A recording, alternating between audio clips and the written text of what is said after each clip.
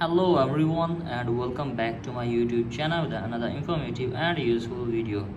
So guys, in this video I'm going to be show you how can you use Face ID for App Store. So guys, if you want to use Face ID for downloading apps on App Store, so in this video I'll show you how can you do this. So guys, you can do this very easily. First of all, just simply open the settings, and from here guys, scroll it below, and after that guys, you have to just simply tap on Face ID and passcode.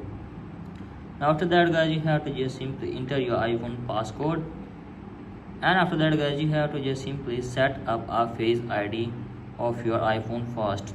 So guys, firstly set up a Face ID, and after that guys, you can see here use Face ID for iTunes and App Store. So guys, you have to just simply turn on this toggle for one time. So guys, when you turn on, you can easily use Face ID on App Store. So guys, in this way you can easily use Face ID. Hope this video helps you. If the video helps you, then please subscribe to my YouTube channel as well. Thank you.